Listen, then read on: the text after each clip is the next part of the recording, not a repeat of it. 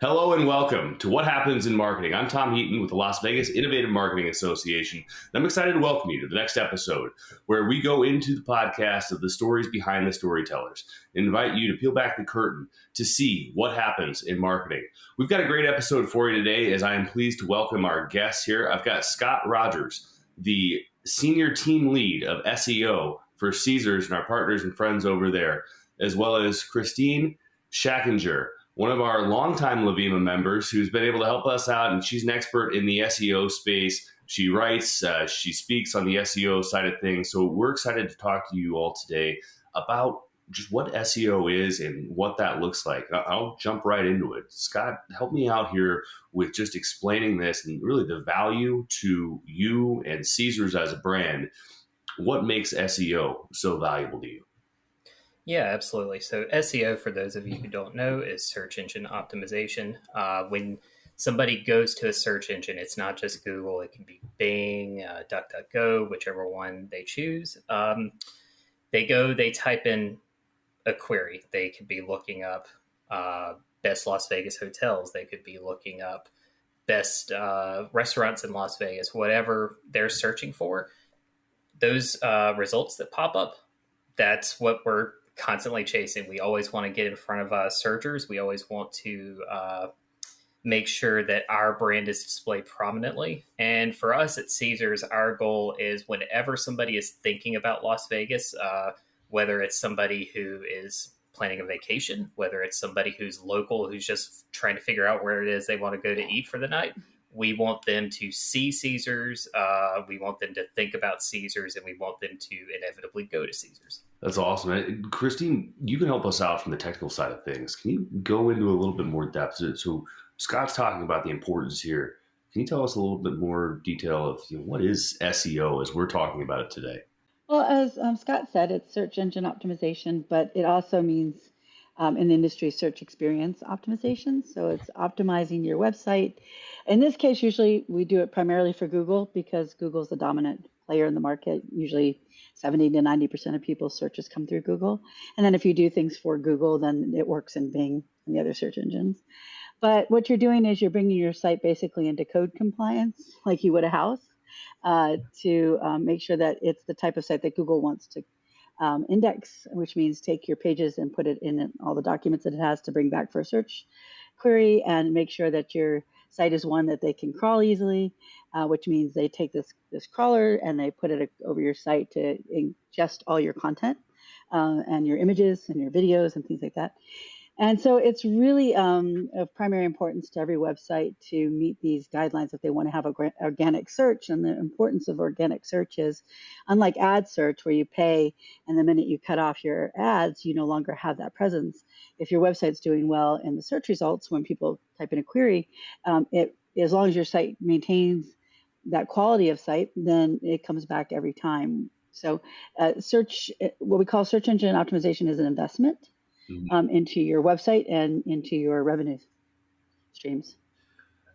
Yeah, SEO is a very complex topic too. As you talk about this, really a lot of the battle that I imagine from your sides in both of your roles is taking this really complex topic and breaking it down into really simple terms. When we think about a general marketer's role here is to say, okay, what are these dollars doing for the company? And Scott, I would ask you, when we think of this from the investment side of things, how do you break this down, this very complex topic, into layers that you would then say, like, here's basically our categories for SEO for this investment?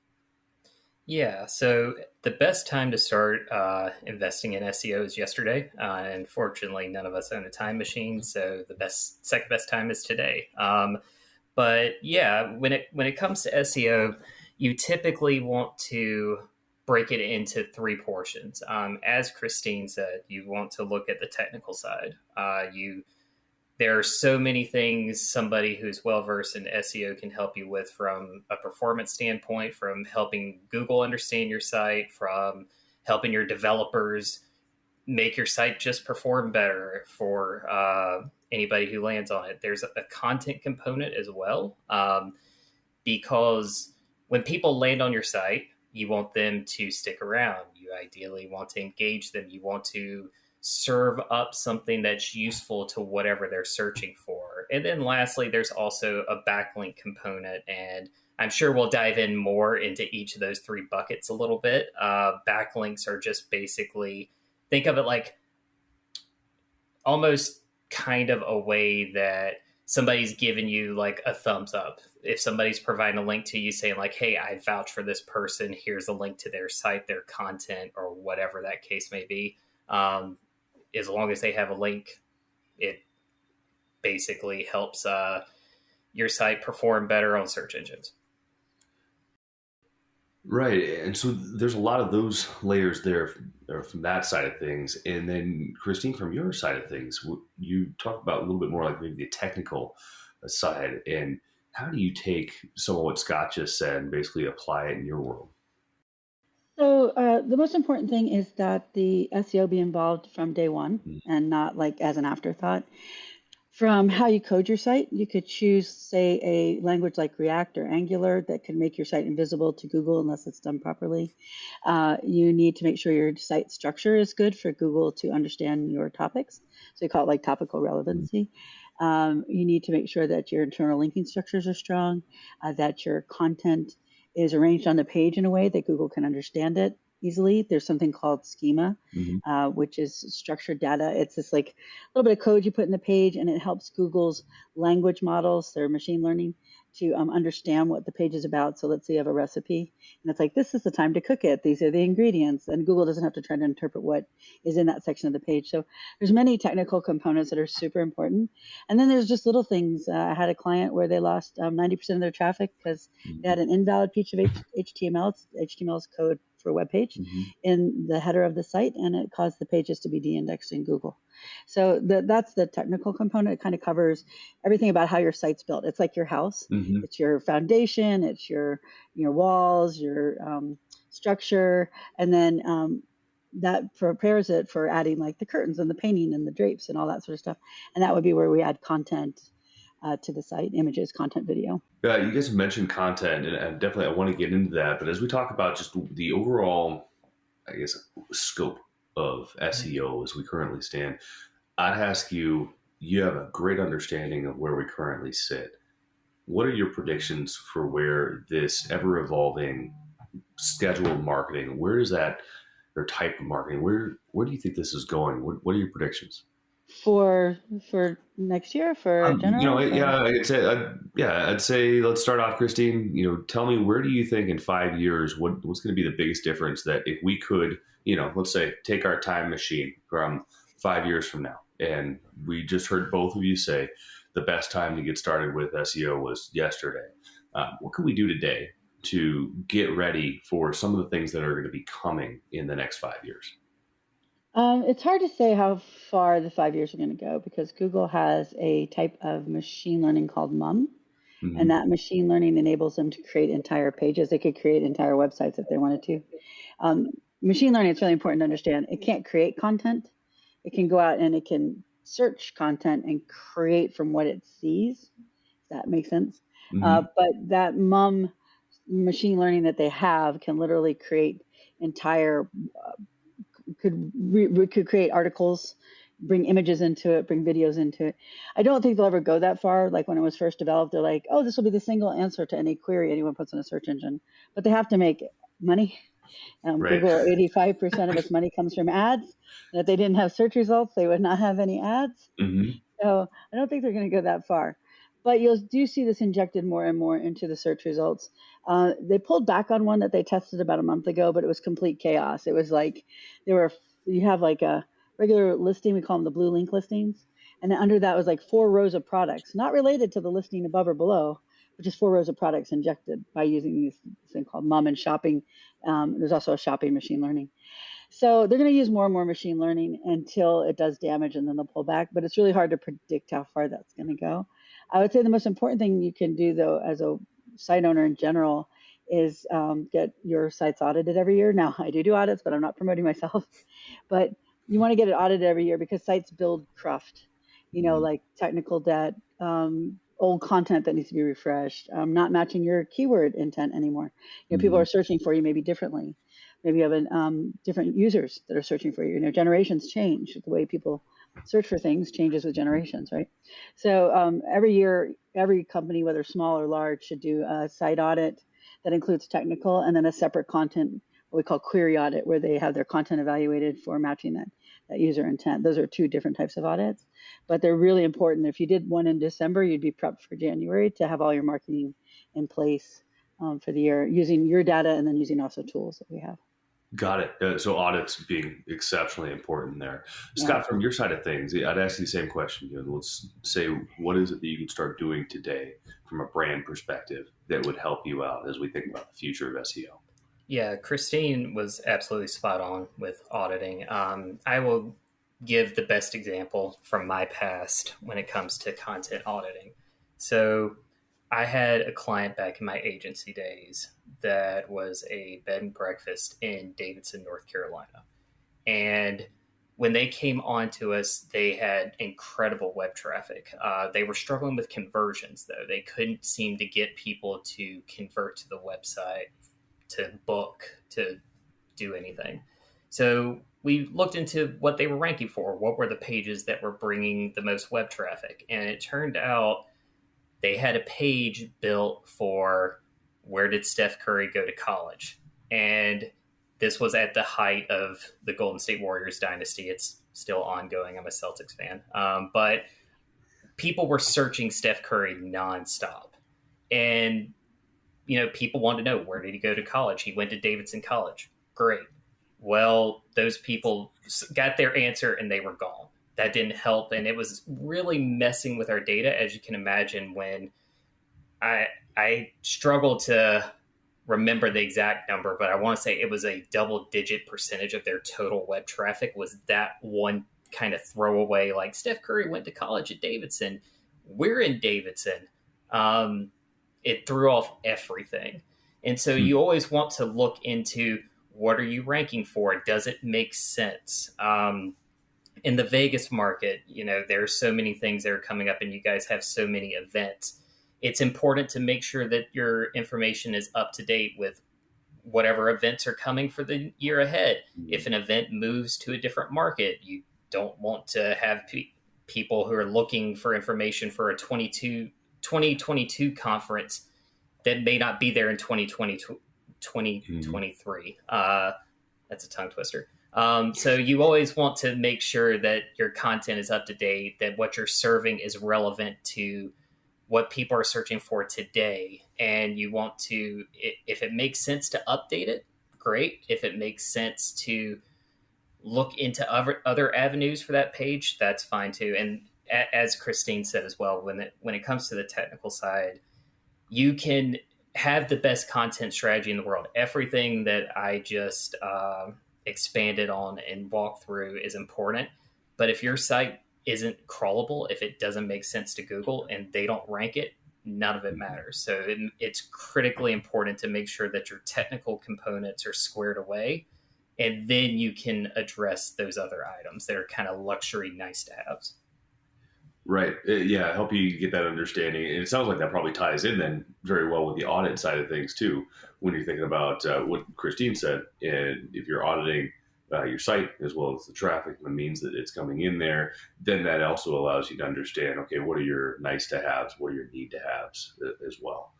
So guys, great information here. We're going to take a quick break. And when we come back, I've got some more questions for you about where we're going. And you mentioned a couple great things here. So look forward to that. We'll catch you guys on the break.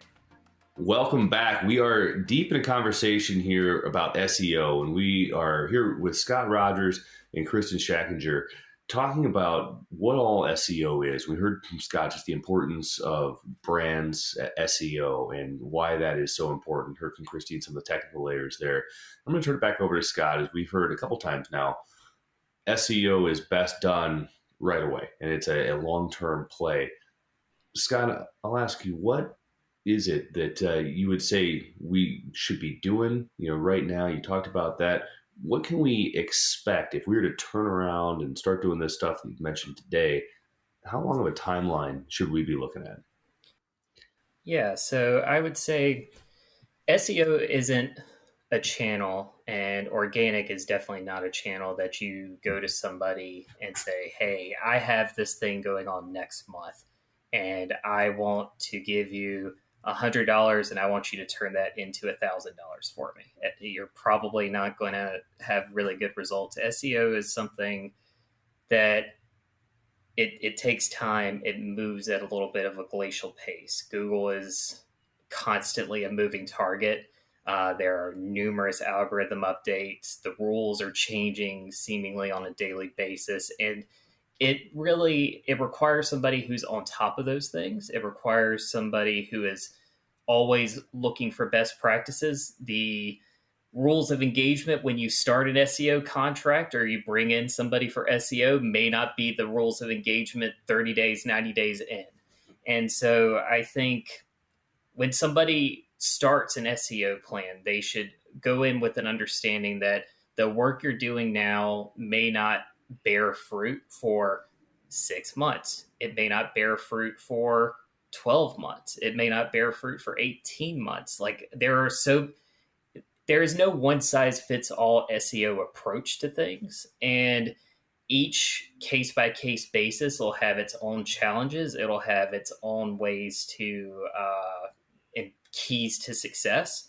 And so I think it's critically important to make sure that you have somebody who's in there that you can communicate with. You can, if you have an SEO expert, you have a direct line, you're on a first name basis with them, or they're internal. And it's somebody who is advocating for you, who understands and is constantly keeping you ahead of the curve so that you're proactive and not reactive. Yeah, and I would say that that's kind of a distinction too in there where you might have a consultant and then an agency, right? So I'm a consultant. I'm a concierge consultant. I come in, I am the one you talk to all the time. I evaluate your site on a daily basis. I give you fixes that need to be done immediately and long term. I work with your dev team, I work with your content team, and I work with all those people to make sure they're educated properly, they're trained properly. We audit your site to make sure you don't have any deficiencies. I might have a content or query audit done to see where your content gaps are. And then once all that's done over like 3, 6, maybe 9 months, you may at that point decide you want an agency just to, on a day-to-day, daily basis, give you content briefs to, make sure that you're getting your reports, things like that. So there's a difference between like a consultant like me who gets in there and we just get our hands dirty with you and your entire team, and an agency, which generally speaking, you talk to me, but you get someone junior who's doing the work, but that's okay because you're already set. The consultant got you set, right? So you went in, you fixed up the house, you remodeled it, you got it ready, it's beautiful. And then you bring in the people that do the maintenance on that house. And that would often be the agency people. Because the agencies have the staff and the technical ability behind that to do on a daily basis your updates, your blog posts, your videos, whatever you're having to do for your content, maybe your YouTube channel, maybe also your social media channel, things like that. So there's a difference between a consultant and an agency, but there's also a way they can work really well together. And so that you have some of the long-term invested in the agency and the short-term, get that remodel done with the consultant. Yes, I love that we keep going back to this house reference too. I think it's something that we should definitely be able to wrap our heads around here. So as we think about some of this, houses have been getting smarter. SEO is definitely getting smarter. What does this look like as we think about whether it's the work from the consultant side of things or the agency side of things? What are the technological advances that we're seeing? Kristine, you mentioned some of the automated content and smarter marketing that's going to be taking place here. Walk us through what we should be prepared for in the world of SEO. Well, a couple of things. First, I'll just speak to AI content. A lot of people are seeing tools to write your content for you. Be leery of those just because they actually don't write great content. And Google's smart enough to know now if something's good content or not good content. Also, it can most likely detect AI content. So if you're doing like AI blurbs for your product descriptions, no big deal. If you're writing your entire blog section using Jasper, which is an AI tool, that's probably not a great idea. And one of the things that Google does there is there's something called entities, which are just basically nouns. So Google knows that iced tea is a thing, and it knows iced tea goes usually in glasses, right? Now it doesn't think like, oh, put iced tea in glass, but it knows glasses and iced tea are very closely related. So if you're writing content that requires any kind of expertise, like let's say financial or medical, we call it your money, your life content. They know the entities that are supposed to be in that type of content. And if you're don't have writers that are using those entities, they know that's not quality content. So, and they also consider experts, anybody, like if you had a bike shop, it doesn't have to be medical or something like that. Or if you had a motorcycle shop or an auto repair shop, there's just they have trillions of documents. Mm-hmm. So they know among those trillions of documents what kind of entities, nouns people use when they talk about something. So using AI content creators can actually be very detrimental unless you're just using them to get a base and then having the writer go over it. But I would still make sure like your long form content, your blog content, your landing page content is done by an actual writer, because the human mind is still much better than an AI. And then we can talk more into AI machine learning models with content, but I think Scott would probably have something to start with that, with like your keyword focuses and things like that, and then you can add on to that. Yeah, I'd say the big thing with machine content, especially coming from a brand like Ceasars, is we have a specific voice and we have a brand that we want to have as public facing. And I think any major company probably has a specific brand and voice that they want people to have as synonymous with their product. And so I'd say, as Kristine said, it's fantastic. AI content is amazing to make content scalable. It's amazing to get to fill in holes. To make it your entire website is going to be something that is probably going to come back to bite you. So I'd say if you have holes that need to be filled, that's probably the most approachable way to do it, and it's definitely the most scalable. But I think when it comes to brand and voice and actually writing content that people want to read, I've read some of the AI content. It's not great. I'm a former newspaper guy, so I can always kind of tell when somebody is actually writing something. I can be like, oh, that was actually written by a human. So I'd say that's a key part of it, because with a lot of the AI content, you just plug in like I want to rank and I want to have 500 words on best Italian restaurant in Las Vegas, and it'll spit out 500 words for you, but it may not be something that's actually engaging for somebody who lands on that page. It may not be something they actually honestly want to read. It may not actually be helpful. It's just kind of built to be crawled by Google and built to kind of rank, but not built to really engage somebody who lands there. And to interject really quickly there, because you said helpful, there is a update that Google rolled out this summer called the Helpful Content Update. It's their first machine learning ranking signal. So ranking signal is something Google takes from your site and actually weights it and how it scores the page to show in the search results. So whether you're 110 or 100, that's based on your ranking signals. So the Helpful Content Update is a machine learning one, first one of its kind, but it wants your content to be helpful, right? So what does that mean? Well, Google, as I said, has trillions of documents.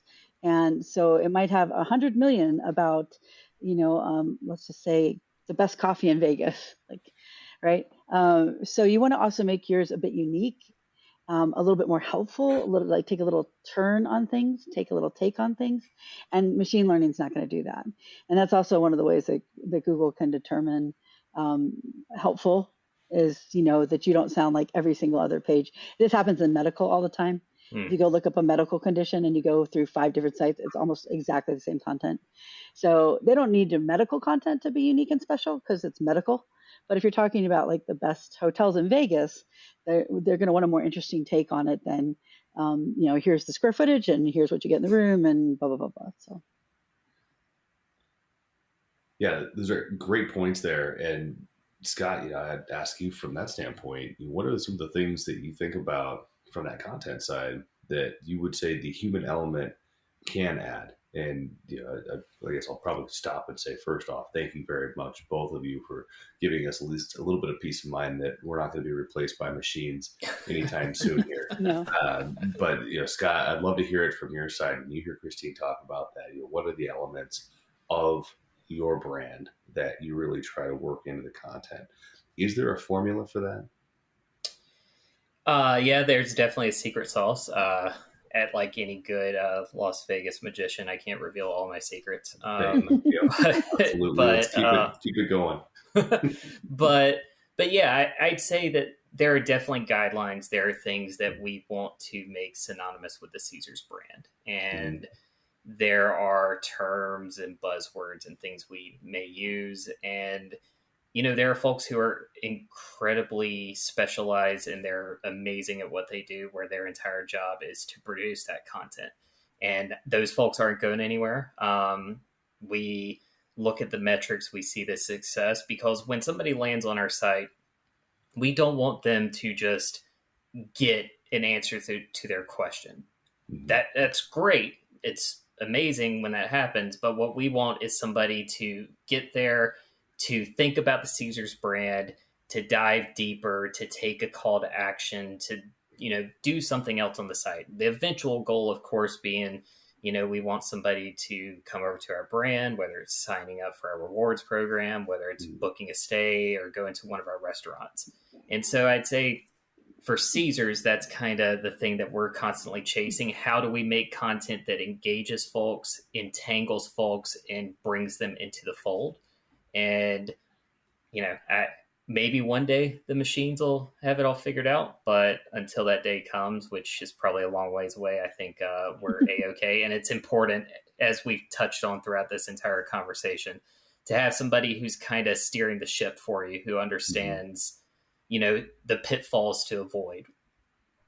Absolutely. Yeah, when we think about some of those pitfalls to avoid, Kristine, I'd ask you, as somebody that has done a lot of these audits, what's one of the most common mistakes that you're seeing right now that people could look at and say, okay, hey, you know what, this is a great starting point to at least see, well, maybe we do need a deeper dive on the audit here? Technical. Yeah. One of the worst things I see is someone must have been famous and wrote an article that you don't need any structure to your site. So like, here's your homepage, and then everything is off the homepage. So to Google, that means nothing's important, right? So if I have a site about coffees, and then I say, here's how the best ways to brew your coffee, that's a topic. Here's the best way to buy coffee, here's your topic. Here's like the coffees of the world, that's a topic, right? So that should be a folder, and underneath it, there should be a landing page, and underneath that, there should be subtopics, right? Like a book. So your website's like a good book. You find actually the myth is, I don't know if it's factual, but I like it, is that the way Google developed originally was they went into the library to look up how to do the organized digital information.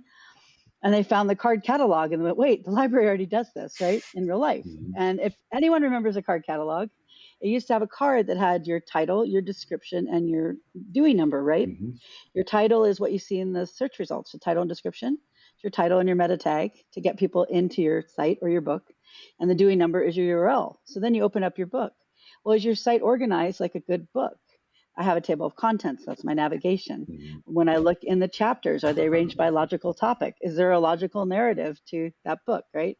And right now, what everyone's doing is like, not everyone, but a lot of the sites I see, is they go, here's my book, here's my 1,000 pages. I didn't organize any of it for you. Good luck. And Google's like, well, I don't do so well with good luck. I'm not that smart, right? People have this idea that Google can just understand all that, and it can't. So it also looks at topical relevancy based on number of pages in proportion to your site. So if you're like, I write about dog walking and I have a page on coffee shops on dog walking, I'm probably not going to rank for coffee shops, right? Over the site that's all about coffee shops. So that's having a good structure to your site is so important. Because Google comes in the navigation, and then people forget that in-page navigation is amazing, because in-page navigation keeps your user on that page, and then they can just click all the sub-elements, but so can Google. So Google's like, hey, I'm on the coffee page, now I'm on how to brew coffee, and there's a little nav in there that shows all the ways to brew coffee, and the user just clicks on it, right? Or if you have a product, the user just clicks on the alternative product. So Site structure, I think, is one of the biggest things. And I just want to give some takeaways real quick on the content writing. Yeah. There's all this machine learning, and it sounds really imposing and really like scary. But all you have to do is you have to have holistic content. So if I'm going to write about Marvel comics, I'm going to write also about the Marvel characters, and I'm going to write about the Marvel timelines, right? So now I have a site about Marvel, and Google's like, wow, there's a lot of good information here. So you want your breadth of topic, you want some depth into your topics, right? So I have the Marvel comics, and then they have the characters, and they have the timelines. They have a little more information there. And then you want to write using entities, which is basically keyword research. You want to write to those topics, and you want to ask a lot of questions if you can. So, or answer questions. Sorry. So in machine learning, the easiest type of sentence to deconstruct for a machine learning algorithm is a question sentence. Now, you don't want to do this on every page. Not everything's a question. But if you can write a great FAQ, if you can write answer a question informationally on your site, what are the 7 best coffee shops in Vegas is the question, and then you write that in your header, and then you immediately start answering that question, right? So there's things like that make you just want to write really good holistic content with knowledge of what you're writing about, and you want to write about it in a breadth and a depth. And then that helps you with the machine learning without knowing anything about machine learning. That's awesome. Those are great takeaways there. And Scott, I would ask you if you got some solid takeaways that you would want our members to be able to hear from you. Yeah, I would say the very first thing is, and this goes back, and this is kind of just recapping what we touched on earlier, but start thinking about your organic channel and start thinking about what your goals and what it is you want your organic channel to do in 2023, because you can get traffic for traffic's sake. You can get traffic that converts. You can do a bunch of different things. You can raise awareness for a new campaign.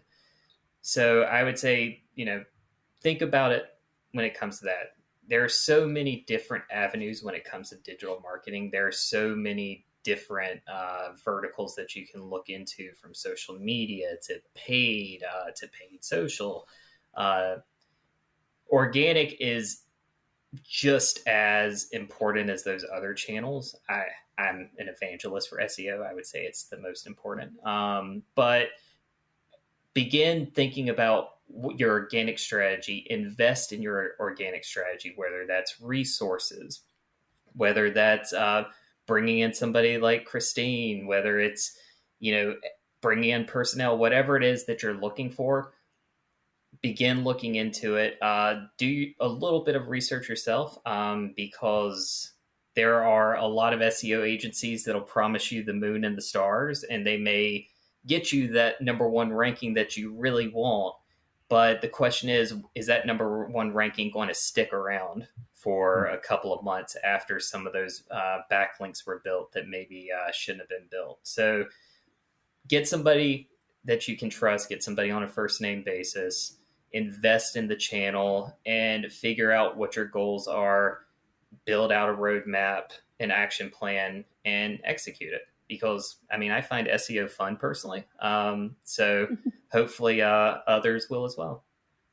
That's awesome. So I'll ask you both this as the last question here. You've mentioned your research and ideas there. What is your recommended source that you go to for information and news regarding SEO? Scott, I'll let you go first. Yeah, I read Search Engine Land, Search Engine Journal. They're two of the big ones. When I was starting in SEO, I was told just watch Whiteboard Friday from Moz and read Moz's Beginner's Guide to SEO. I don't know if the Whiteboard Fridays are as good anymore. They no longer have Rand Fishkin in them, but I would say the Beginner's Guide to SEO from Moz is a fantastic resource for anybody who just wants to understand the basics. And then if you want to keep up on industry trends, Search Engine Land, Search Engine Journal, go to one of Kristine's talks, read some of Kristine's articles. There's an abundance of resources out there, but those would probably be my top recommendations. Sounds good. Kristine, I know you got a lot out there. What are your recommendations for where you go for research? Well, actually, oddly, I came up in the time when there were no resources, really, right? There are like 3 publications. That was it. So we do a lot of it amongst ourselves. There's private groups and things like that. But if you're new at starting, or if you do not, I would say 3 things. One, get networked. Whether you do it on social, whether you do it locally, get with other people, because you can never learn everything about SEO. Like there are people who specialize in local. There's things that people who specialize in links. There's people who specialize in how to do affiliates properly for SEO, right? So you want to make sure, or technical like me, or auditing. So you want to make sure that you have other people you can ask questions to. On Twitter, as long as it exists, we don't know how long. There's John Mueller and Martin Splitt from Google. They also do something called Off the Record, and it's them talking with Gary. It's Illyes, but it's pronounced Ish. And they talk just about search and how it works. So those are really good resources. Also, if you put in Google Developer Docs, because they don't rank without putting that, which is just funny, and you put in SEO guide, they actually have a basic, middle, and advanced SEO guide that Google has written for SEOs or people interested in SEO. Now, of course, they have their own agenda in there. Like they don't want people to create links. So like they'll tell you don't do things like that. But generally speaking, it's a really good basic guide. And then in the industry, I would go on Twitter, it's Rusty Brick. And then in general, it's Barry Schwartz. And he writes everyday news and he verifies it through Google. And he's the one I would trust the most because he has contacts at Google where he can verify the information. He's also on LinkedIn, Twitter, Facebook. I don't know if he does Insta, but that would be the one. So Barry Schwartz, Rusty Brick, John Mueller, which is John Mew, and Martin Splitt, who's I can't do his name. I'll just have search for Twitter, and then also the Google Developer Docs for SEO. There's a whole bunch, and the Google, they used to call them Webmaster Guidelines. They changed the name recently, and it's kind of silly, and I can't remember what it is. But Google changing the name of stuff, I refuse to believe it. One thing I want to do a real quick advisement on, though. Yeah. You will see a lot in SEO about reading the Quality Raters Guide. Okay, the Quality Raters Guide is not an SEO guide. The Quality Raters Guide is for people Google assigns, quality raters, to evaluate their algorithm changes. So they're basically QA people. And so people will go into the Quality Raters Guide and go, oh, I've got all this information now about the algorithms. They don't. They're trying to show people who don't know about search how to evaluate search results so that they can make their algorithms better. So if you see somebody who's talking about like something called EAT, expertise, authority, and trust, they'll say like, oh, you have to have an expert write all your content and pay them lots of money because an expert can cost you $1,000 a page, right?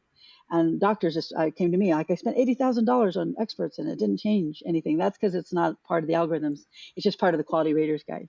So you have to write with expertise. So you use those entities. But those are things that people need to be careful of. So if you see Quality Raters Guide, read it because it is how you can make a great website. But don't think that that's going to have you hit all the algorithms. If you do hit something, you'll just be by accident and not know why it happened. So you really want to read the Google developer documentation and things like from John Mueller and Martin Splitt from Google. They're the spokespeople. Got it. Well, that's great. Yeah. Great information. And I will say, we love the first thing that you mentioned there in your recommendations of networking, and love that you've been a long time LVIMA member. And Scott, want to make sure that we've got you out here for our LVIMA events and the whole Ceasars crew, because it's a great opportunity for all of us to network. And thank you both very much for all of the insights that we've got. We've got a lot of notes out here, and main takeaways for our audience here. SEO takes time. Let's make sure that we are looking at this from a long-term investment. And I heard it a couple times from you both. Audit, audit, audit. Make sure that you're auditing not only your site, but your tools that you're using on this.